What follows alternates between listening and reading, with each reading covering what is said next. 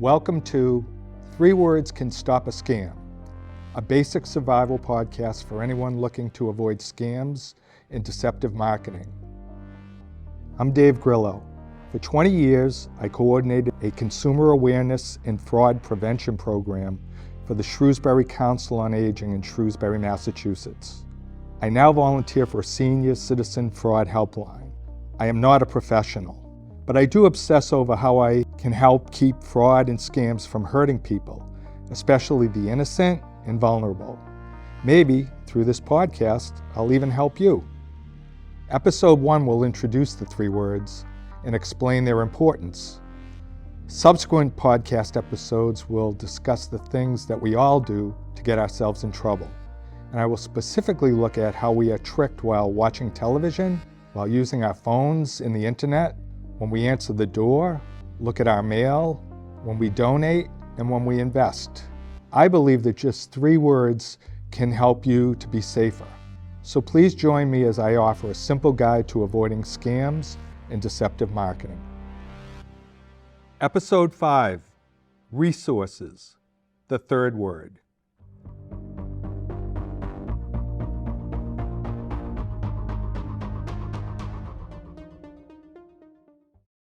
Have you ever noticed that sometimes when you ask for help, you find people who will fall all over themselves to give you that help? Certainly not always, but generally, given the opportunity, people love to help. I love the expression, just ask. The worst thing that can happen is you end up in the same spot you were when you started. So, with nothing to lose and everything to gain, why not take a shot? When it comes to resources, the 3rd word that can stop a scam, I've uncovered some resources that are definitely worth that shot. I'm going to go a little bit into depth with a few of them. Each is free, trustworthy, and at least reliably useful, if not helpful. Real go-tos for me. Each one addresses scams, but overall consumer-related issues as well. First, AARP. You may be surprised to learn that AARP is a tremendous resource for everyone, not just senior citizens. Really, check it out. In particular, the AARP Fraud Watch Network provides information and resources to help anyone, any age, to, in its words, spot and avoid scams and protect loved ones. The information you'll find there is vast and comprehensive. It regularly updates with the latest scam news. You can access it by searching aarp.org/Fraud Watch Network. Once there, you can sign up to have scam alerts sent regularly to your email or for text alerts. If you believe you have been scammed, or if you want to ask about a shady phone call, email, text, or piece of mail you've received, you can call the AARP Fraud Helpline Monday through Friday, 8 a.m. to 8 p.m. at 877-908-3360. The helpline is free, as are all of the features I have talked about with AARP, and it's confidential. This is a vital service that AARP takes very seriously. It is there to help, and it does. So go ahead, call if you need the help. I deeply appreciate that you are listening to my podcast. Let me tell you about another one that will enlighten you much more than mine. AARP's The Perfect Scam is free. You don't have to be a member to listen, and young and old alike who do listen can learn about nearly every conceivable scam. You can find it at aarp.org/podcasts/The Perfect Scam. It is really a one-stop resource in podcast form that tells stories with real victims who were scammed. You find out what was going on in their lives when they were first approached, how the scam unfolded, and what steps they took, either soon enough or much too late, to get help. If you believe that scams couldn't possibly happen to you, just listen to a few of these people who said the same thing and yet were fooled. There are over 150 podcasts, each roughly 1/2 hour in length. All are true. I'll tell you about a few. Episodes 101 and 102, which you'll find in Season 10, is entitled Conman Targets Widow in Online Dating Scam. Isabella is a 70-year-old widow who is telling her story. Her husband had died suddenly 5 years earlier. Soon thereafter, other family members also died. Isabella got sick and wallowed in loneliness. Now, 5 years a widow, she decided to look for love. She tried an online dating site called Our Time. Immediately, she was contacted. Skeptical at first, she began communicating frequently with an interested gentleman, initially only through the website. The same guy then started calling her regularly. He told Isabella that he was a retired colonel and his wife had been killed in a car accident. His wife owned a business and he had retired to run the business. He claimed he had been involved with military intelligence and he was being interviewed for a job with the CIA. So, he makes himself out to be an interesting, respectable person. The scam has begun. He tells Isabella that his son needed something and he asks her to buy it, and he'd reimburse her.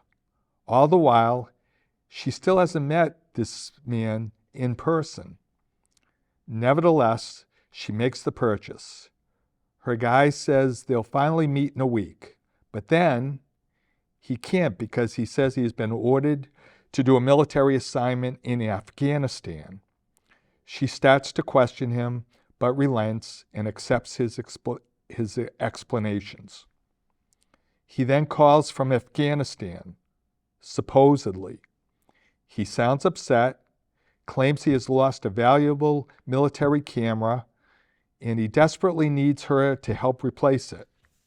He tells Isabella that he knows someone who can get him the camera, but he needs her to send money to that person. She learns how to wire the money, something she had never done before. She sends the money, however, with trepidation. She is depleting her life savings, but her fake suitor has a solution. He tells Isabella that he's just learned that the king of Afghanistan is giving him a reward in the form of a pallet of gold, and he is going to have it shipped to her. She says she doesn't want it. He assures her that he will come back and sell it. Then he will be able to pay her back. She gets a call from the supposed company that is shipping the gold to her. They have the gold, but to complete the delivery, they need her to pay the fees of over $100,000. She hesitates at first, but ends up dipping further into her retirement savings to send the amount required. Isabella still hasn't seen this guy in person. Along the way, she has tried to verify all that he has said, but she is satisfied that he is likely telling the truth. So next, he contacts her to let her know that he wants to leave Afghanistan to be with her finally, but he needs money because he has been in a car accident for which he has been held responsible. He needs money for lawyers.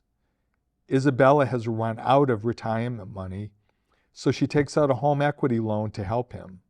Then he needs more money, so she maxes out a credit card. This whole scam has gone on for 1.5 years. Isabella tells him she has nothing left to give. He confides that he is a multimillionaire and gives her a bank account number, telling her how to log in to take out what she needs. Problem is, it is someone else's account. So when she does log in and withdraws money, she is accused of fraud. She finally confronts the con man.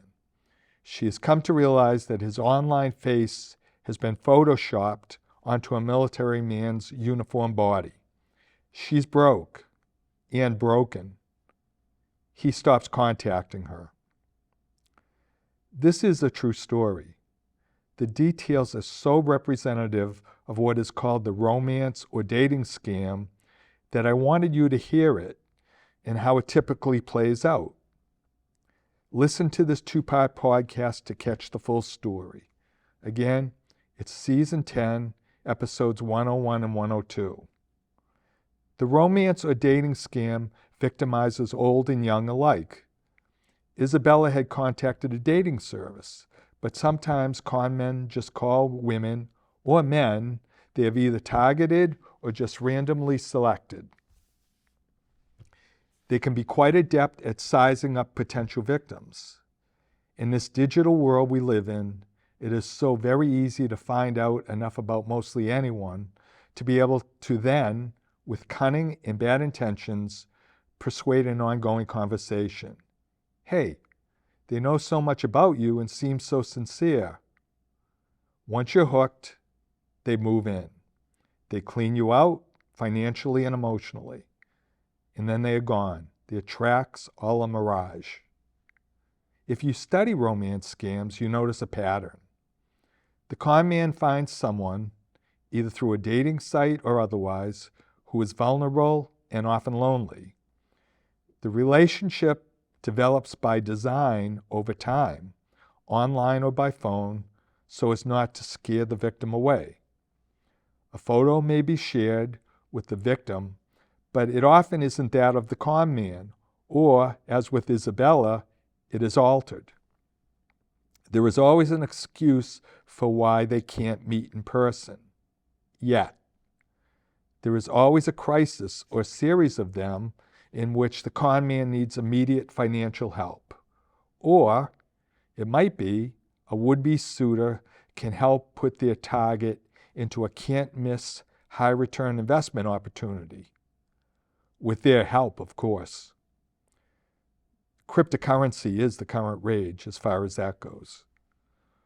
What are some of their favorite lies? I am hurt, sick, in jail, or in trouble. I'm in the military on a secret mission far away. I'm on an oil rig or a ship. I've come into money and I need your help to get it safely transferred. What's your bank account number? I know we still haven't met, but be patient. We will soon. And of course, you can trust me. The excuses for not being able to meet never end. The crises keep piling up, and so do the requests for more and more money. Once the victim is depleted, the contacting ends. Sometimes law enforcement can help, but too often it can't. Like the romance scam, the grandparent scam is daunting. Loving grandmothers, grandfathers, or other relatives are ripe for this one.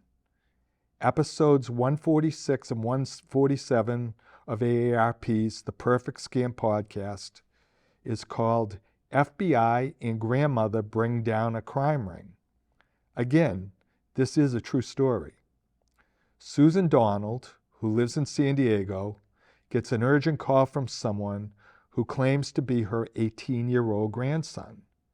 She knows he is supposed to be at a rehab center in Texas. The caller says, "Grandma, I was just in an accident. I hit a woman. They're going to take me to jail." She questions him as his voice sounds different than her grandson's. He says he has a cold. She figures that with his rehab, going to jail is the last thing he needs. He doesn't want his parents to know, and she doesn't want to upset him. She only wants to help. The would-be grandson explains that the woman he hit is pregnant, badly hurt, and can lose the baby. He says he has found a lawyer who can help, but only if she sends money right away. Then a man who sounds professional gets on the phone and says he is the lawyer who can use his connection with a judge he knows to help her grandson avoid jail. But she must act quickly, and she shouldn't tell anyone. The price? $9,000. Susan gets in her car, goes to the credit union, and withdraws the $9,000. The lawyer had told her if anyone at the bank asks what the money is for, say it is for home improvements. Specific instructions were given as to how to package the money. Next, a messenger comes to Susan's house to pick up the money. The lawyer keeps Susan on the phone. Once he knows the messenger has received the money, he abruptly hangs up. The money is gone. Instantly, Susan realizes it was not her grandson. A call to her child confirms it. Susan begins to worry not only about the lost money, but also about losing her family's respect. She does end up calling the police. Several other instances of the same scam have been reported around Susan's local area. Police checked the neighborhood for security camera footage. Susan had a security camera. Now, usually the story ends here with the money gone, the crooks gone, possibly overseas, but certainly beyond the reach of local law enforcement. But in this case, an FBI agent took interest and got involved with his vast network of resources that are available to him. The number of similar incidences in the same area with the same female messenger, identifiable because of the number of security cameras, inspired the FBI's involvement. The messenger was arrested. Susan identified her. But a messenger or runner is operating at the lowest level of a larger enterprise. She has handlers, and the top of the organization is probably overseas.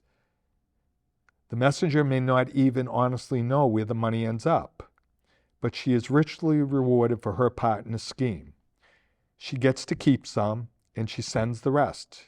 It can be quite lucrative being a messenger, willfully ignorant of who the other players are. The fact that this case was brought was very unusual. The FBI uncovered so many local cases and so many affected senior citizens, which convinced them to do an organized crime racketeering case. Eventually, 6 defendants were found guilty and sentenced. Still, there may have been others involved who were never brought to justice. In this case, Susan, not suffering in silence, brought down a criminal network. That also helped Susan despite her financial loss. But realistically, don't expect the same should this happen to you. If Susan had used the first word, stop, and verified the second word by trying to reach her grandson or other relatives before acting, the scam might not have taken place. Granted, that would be easier said than done. Several of the Perfect Scam podcasts cover the romance and grandparent scams. Others cover fake realtors, conniving roommates, psychics, lotteries, Medicare, veterans charities, gift cards, virtual kidnapping, financial radio hosts, pets for sale, insurance and mortgage providers, and a host of other imposters. There are also podcasts devoted to why scams work and how they exploit our weaknesses. In summary, AARP's Fraud Watch Network, with its toll-free helpline and the Perfect Scam podcast library, is there for all to benefit from. Now, having said all that about AARP, my daily fix is the website clark.com, CLARK.com.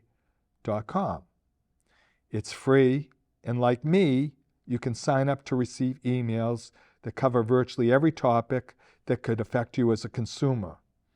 Included are podcasts that run 25 to 30 minutes each. Clark Howard has been a consumer advocate for over 30 years, and I am convinced that he has my best interest in mind. He is thrifty to a fault. His Friday podcasts are called Clark Stinks, and he spends half of the Friday show reading and responding to listeners' criticisms of his advice. He actually encourages it. Anyone can call Clark's Consumer Action Center at 636 492-5275, Monday through Friday, 10 a.m. to 4 p.m., with pretty much any consumer-related question. I have called when I haven't been able to find suitable answers elsewhere. Each time, I have found them there. Clark.com has drop-down menus on the website that cover topics such as prescription drugs, best health insurance providers, best brokerage firms for investors, best online banks, technology, best places to buy a car and how to buy one, best credit cards, best cell phone companies, best streaming services, travel advice, frequent flyer programs, where to get cheap eye exams and glasses, where to get free dental care, how to save for college, and the list goes on. He has buying guides and daily deals on products and services that are researched and vetted. He frequently discusses scams and deceptive marketing practices on his podcast. I believe he is authentic, sincere, and credible. For me, that makes Clark.com a favorite. And best of all, it's free.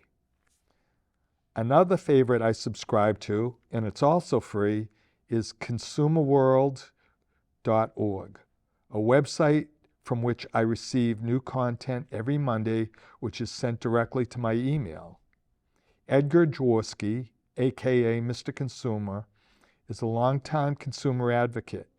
He is passionate, and his website reflects it. Recent articles have dealt with chatbot and artificial intelligence, cheapest places to live, technology updates regarding Apple and Android products, how to find a financial advisor, dairy products that have more protein than yogurt, drug recalls, vacation rental news, and new scams and how they work. Like Clark.com, this website covers everything consumer, scams included.